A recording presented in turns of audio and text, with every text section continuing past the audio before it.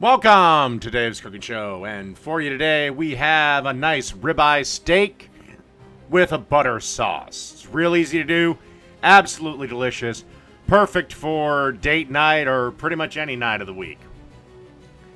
Alright, what we have here is a ribeye steak. I've got it in a cast iron pan, and we're frying it up in a little bit of peanut oil. You want kind of a neutral oil, and a high heat one at that. This is over a quite generous heat, like medium high.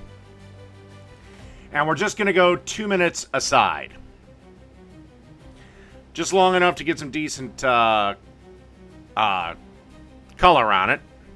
So 2 minutes, 2 minutes, 2 minutes, 2 minutes. Okie dokie, our steak is ready for its final flip. So the final 2 minutes. And then you want to get the steak out, put it on a plate, cutting board, whatever, cover it a little bit, and let it rest. And now we're going to make, we'll let it rest while we make the sauce. Again, if you want your steak a little more well done, go another 2 minutes on one side and another 2 minutes on the other. That's for about medium. And if you want it well done for whatever insane reason, add another 2 minutes, and it'll be well done. All right, unfortunately, I couldn't get a great shot of this, but the sauce is really simple. While the steak is resting, you want to melt about a tablespoon or two of butter in a small pan.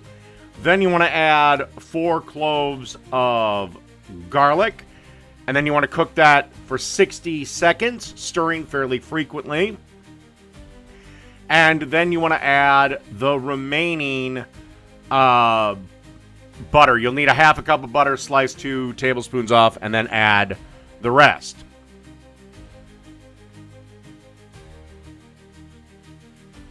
Okay, now that the butter is melted, and by the way, you want to do this over a fairly low heat. You don't want to burn the butter, obviously. Once the butter's all melted, you want to add a teaspoon of garlic powder and a tablespoon of lemon juice. Now, this is optional, but once it's done, you want to cook that for about, let's say, a minute. And then once it's done, kill the heat, and then you want to add a tablespoon to 2 tablespoons of freshly chopped parsley.